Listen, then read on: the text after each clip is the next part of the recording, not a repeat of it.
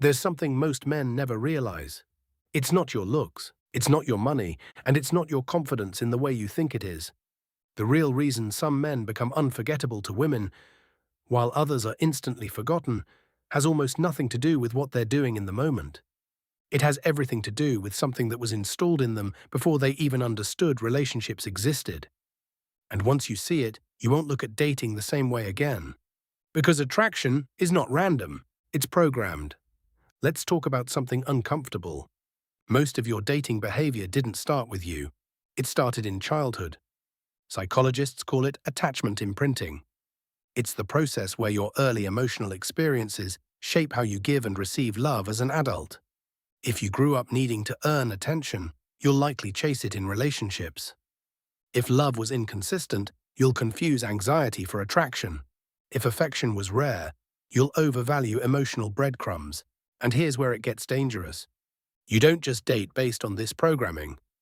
You attract based on it.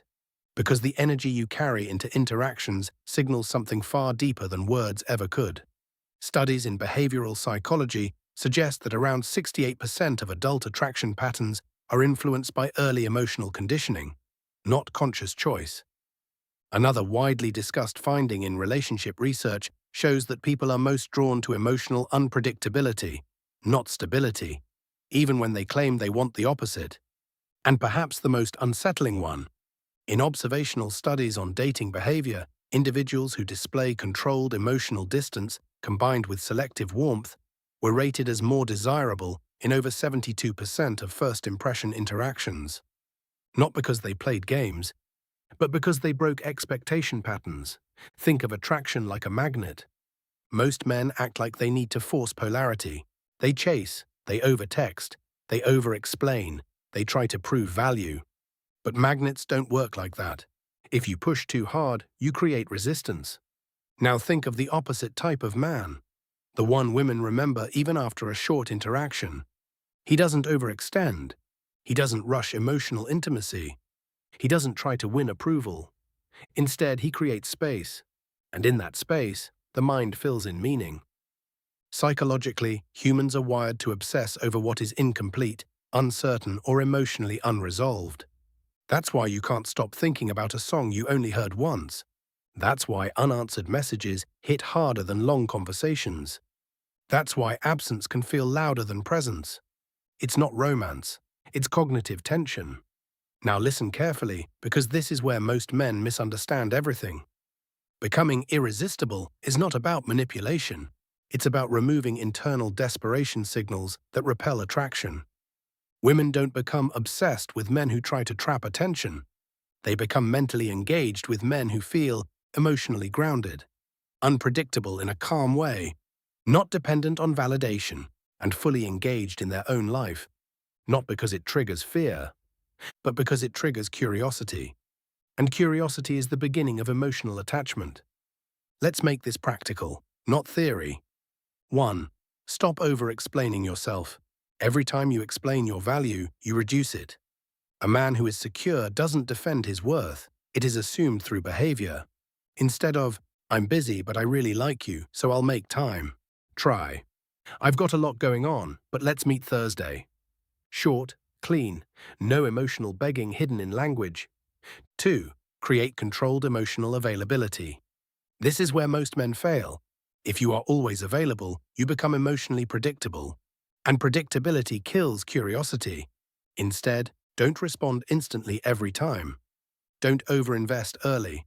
Let conversations end naturally sometimes, not as a tactic, but as a reflection of a full life. 3.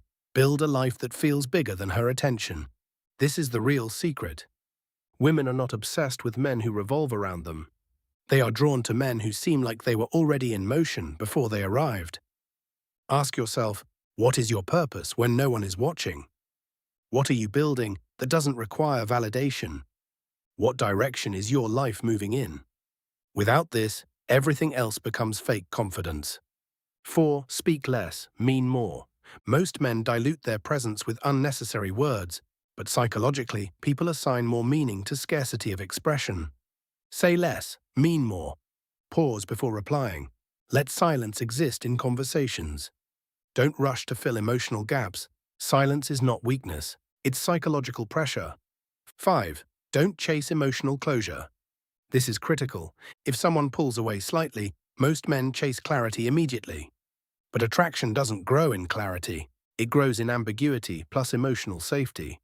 Instead of chasing reassurance, stay grounded. Let people reveal their intentions over time. Here's what nobody tells you. You cannot make someone obsessed with you, but you can become the kind of man who occupies mental space without forcing it. And that only happens when you stop performing, you stop chasing, and you start existing with internal stability. Because obsession, what people call it casually, is not really obsession. It's unfinished emotional pattern recognition. The mind keeps returning to what it hasn't fully decoded. That's why some people linger in memory long after they leave. Not because they tried harder, but because they felt different. Now here's the uncomfortable truth. If you've been struggling in dating, it's probably not because you lack attractiveness. It's because you've been trained, by experience, by rejection, by insecurity, to believe that love must be earned through pursuit. But pursuit kills polarity, and without polarity, there is no tension. Without tension, there is no emotional hook. And without emotional hook, there is no lasting attraction. So the real transformation is not learning how to get women obsessed. It's unlearning the need to be chosen at the expense of your own stability. Because the moment you stop trying to be chosen, you become noticeable in a completely different way. Not loud, not desperate, not chasing, just present. And presence is what people remember long after the conversation ends. If this hits something deeper than surface-level dating advice, then you need to question what else you've been taught about relationships that isn't actually yours. Because most men are not rejected by women. They are rejected by their own internal programming.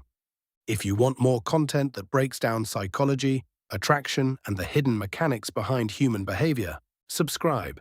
And more importantly, start observing yourself instead of chasing validation from others. Because the real shift doesn't happen when someone becomes interested in you. It happens when you stop needing them to be.